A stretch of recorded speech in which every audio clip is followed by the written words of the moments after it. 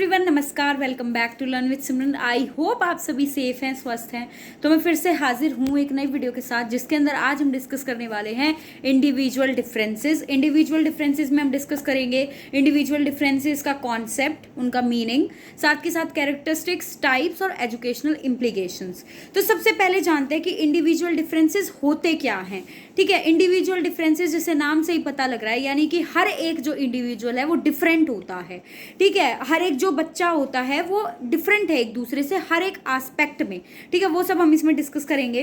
तो सबसे पहले जो टर्म है इंडिविजुअल डिफरेंस, इसका यूज किसने किया था?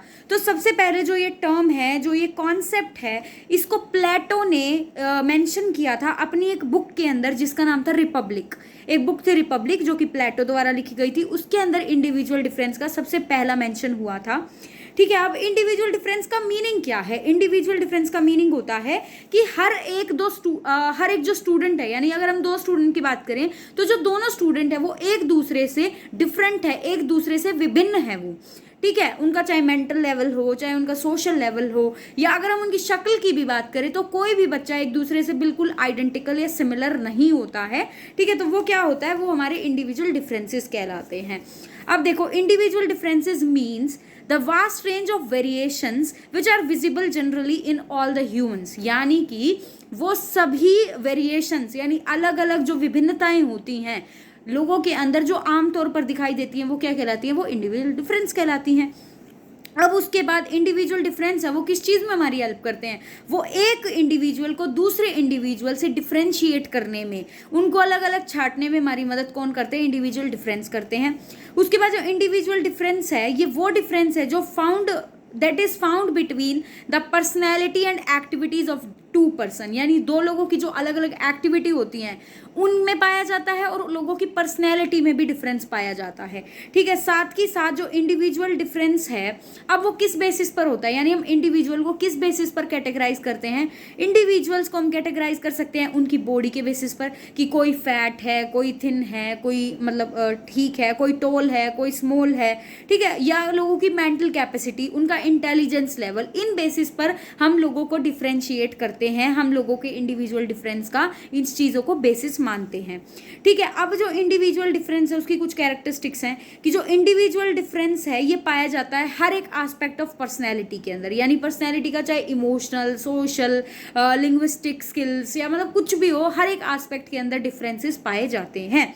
साथ ही साथ जो एजुकेशनल प्रॉब्लम होती है बच्चे के अंदर, वो भी उनके इंडिविजुअल डिफरेंसेस की वजह से पाई जाती है। हर एक बच्चा सेम नहीं होता, उनका पेस अलग होता है, उनकी सीखने का तरीका अलग होता है। इसी वजह से हर एक बच्चे के अंदर जो है अलग अलग प्रकार के कुछ कुछ एजुकेशनल डिफॉर्मिटीज पाई जाती हैं। ठीक है, अब इंडिविजुअल डिफरेंस तो हमने जान लिया कि क्या है। इंडिविजुअल डिफरेंस के कॉजेज क्या है, कारण क्या है, किन कारणों से इंडिविजुअल डिफरेंस होते हैं? तो पहला कारण आ जाता है हेरिडिटी, यानी अनुवांशिकता। अब हेरिडिटी क्या होती है?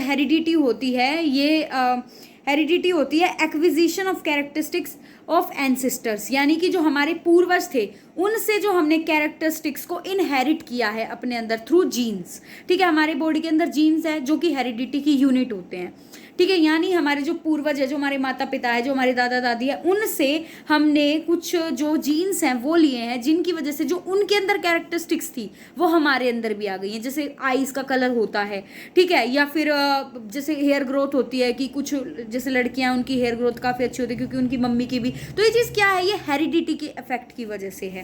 ठीक है, इस इंडिविजुअल डिफरेंस का कॉज कई बार क्या होता है? हेरिडिटी होता है, कि वो अपने पेरेंट्स के जैसे जो है बच्चे बड़े होते हैं, जैसे कि साइज ऑफ द फेस हो गया, colour of eyes, colour of skin, ठीक है, साइज ऑफ हेड, या फिर बोल्डनेस, कि कौन बच्चा कितना बोल पाता है, कितना बोल्ड है, कितना शाई है। तो ये सब किस वजह से है? ये बच्चे की हेरिडिटी की वजह से है, और इसी वजह से, इन्हीं फैक्टर्स की वजह से हर एक बच्चा जो है एक दूसरे से अलग होता है। ठीक है, अब उसके बाद देखो हेरिडिटी क्या क्या डिटरमाइन करती है बच्चे के अंदर, ये जान लो। हेरिडिटी एक तो बच्चे का सेक्स डिटरमाइन करती है कि बच्चा मेल होगा या फीमेल।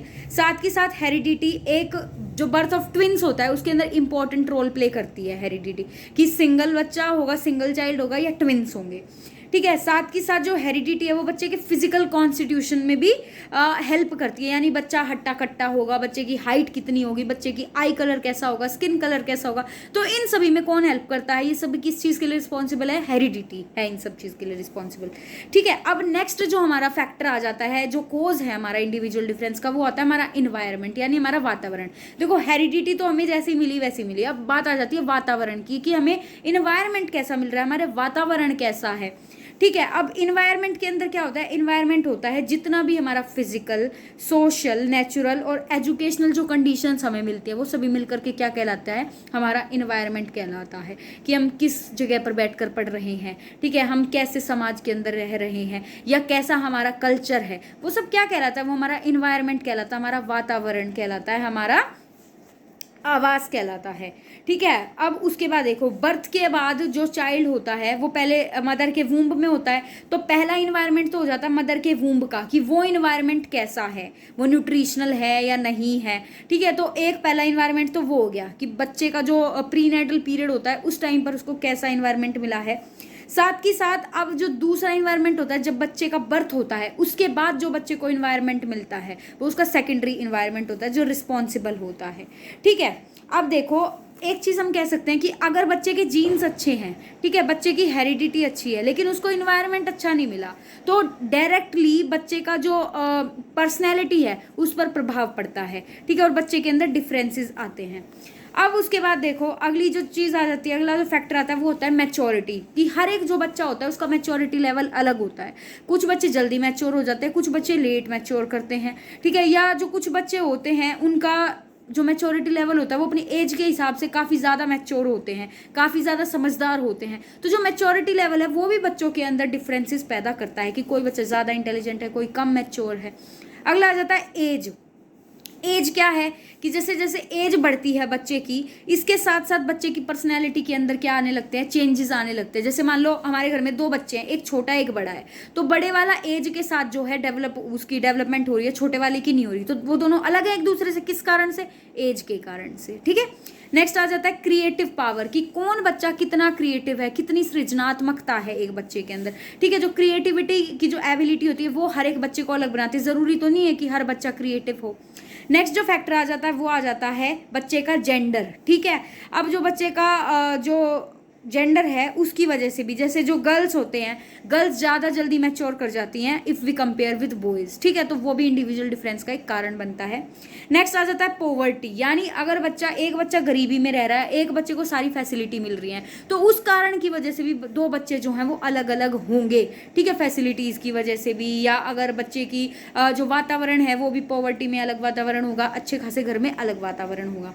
नेक्स्ट आ जाता है स्कूल का इन्वायरमेंट, कि भाई टीचर जो है स्कूल के अंदर, या स्कूल का जो प्रॉपर इन्वायरमेंट अगर हम पूरा देखें कि वो बच्चे को कैसा इन्वायरमेंट मिल रहा है। एक स्कूल में अच्छा इन्वायरमेंट है, एक ठीक है ओके स्कूल है, तो उसकी वजह से भी बच्चे के अंदर जो है क्या हो जाता है, इंडिविजुअल डिफरेंस पैदा होते हैं।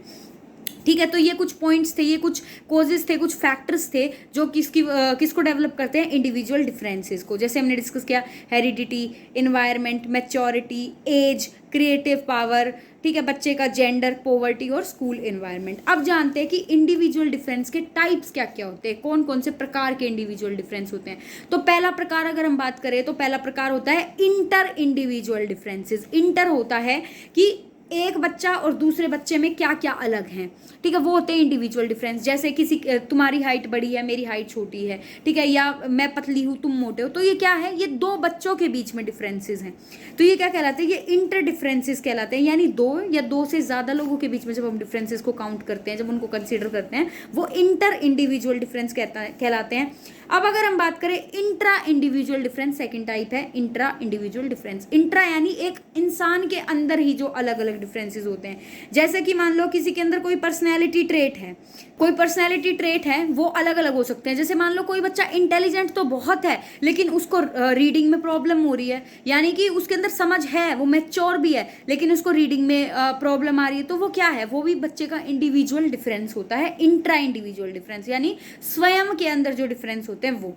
ठीक है। अब अगला जो क्लासिफिकेशन है, ये तो हो गया बेसिक क्लासिफिकेशन इंडिविजुअल डिफरेंस का।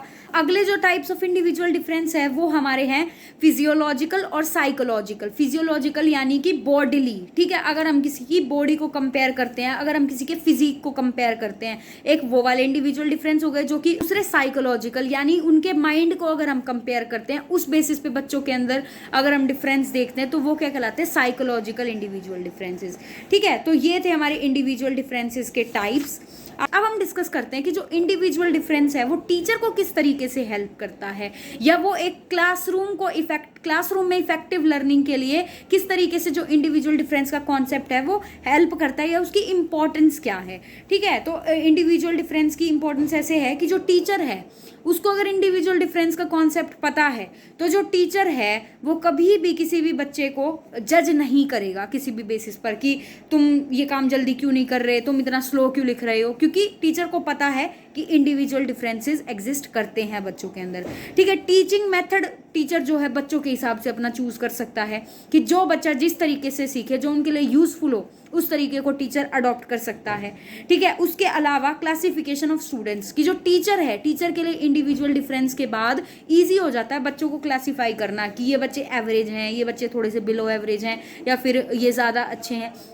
उस बेसिस पर टीचर उनको कैटेगराइज करके उनको अलग से जो रेमीडियल हेल्प की रिक्वायरमेंट होती है उसको पूरी कर सकता है। अगला पॉइंट आ जाता है एडजस्टिंग करिकुलम। अब जो इंडिविजुअल डिफरेंस है वो करिकुलम को एडजस्ट करने में कैसे हेल्प करते हैं कि अब हमें इंडिविजुअल डिफरेंस का कॉन्सेप्ट पता है, तो जब भी करिकुलम बनाया जाता है तो ऐसा करिकुलम बनाया जाता है जो हर एक बच्चे के हिसाब से हो। ऐसा ना हो कि सिर्फ एक ग्रुप ऑफ बच्चे जो हैं उनके हिसाब से वो करिकुलम बना दिया। अब जो करिकुलम होगा वो इंडिविजुअल डिफरेंस को देखते हुए उसके अनुरूप बनाया जाएगा। नेक्स्ट आ जाता है एडजस्टमेंट इन टीचर्स, यानी कि हो सकता है कि इतने ज़्यादा इंडिविजुअल, अगर हम इंडिविजुअल डिफरेंस को देखें तो हो सकता है कि क्लास के अंदर स्पेशल टीचर की रिक्वायरमेंट हो, तो इस हिसाब से हम टीचर का भी एडजस्टमेंट क्लास के अंदर कर सकते हैं इंडिविजुअल डिफरेंसेस को देखते हुए। अगला पॉइंट आ जाता है इंडिविजुअल अटेंशन। अब कुछ बच्चे होते हैं जिनको अटेंशन रिक्वायर्ड होता है, यानी जिन पर एक्स्ट्रा ध्यान देना पड़ता है, एक्स्ट्रा केयर रिक्वायर्ड होती है। तो अगर इंडिविजुअल डिफरेंसेस का कॉन्सेप्ट पता है, और इंडिविजुअल डिफरेंस की इंपॉर्टेंस भी यही है कि ये बच्चे पर अलग से अटेंशन देने पर हेल्प करता है टीचर को। साथ के साथ गाइडेंस सर्विसेज। अब जो कुछ बच्चे हैं हमने जिनको जान लिया कि भाई इन बच्चों को ज़रूरत है गाइडेंस की, तो टीचर उनको गाइडेंस भी प्रोवाइड कर सकता है। अगला पॉइंट आ जाता है कि कोचिंग क्लासेस हम बच्चों को दे सकते हैं, साथ के साथ इंडिविजुअल अटेंशन जैसे डिस्कस किया। उसके बाद सेपरेट क्लासेस ऑर्गेनाइज की जा सकती हैं बच्चों के अंदर इंडिविजुअल डिफरेंसेस के बेसिस पर उनको जज करने के बाद। ठीक है, होम असाइनमेंट ऐसे दिए जा सकते हैं बच्चों के अनुसार, जैसे जो बिलो एवरेज है उनको थोड़ा और क्रिएटिव काम दे दिया कि जिससे वो और ईजी तरीके से सीख सकें। ठीक है, या हम क्लासरूम के अंदर जो टीचर है वो अलग अलग टेक्निक्स को यूज़ कर सकता है ताकि बच्चों का जो इंडिविजुअल डिफरेंस है वो क्लास के अंदर एक कोई बाधा बन करके ना आए और हर एक बच्चे का अच्छे से डेवलपमेंट हो पाए। तो ये था हमारा कॉन्सेप्ट ऑफ इंडिविजुअल डिफरेंस, उसके टाइप्स, उसकी इंपॉर्टेंस और role of teacher. I hope आपको ये क्लियर हुआ होगा। Thank you so much for watching this video. Please do like, share and subscribe to my channel. और अगर अभी भी आपको कोई क्वेरी है तो please mention that in the comment section. Thank you so much for watching.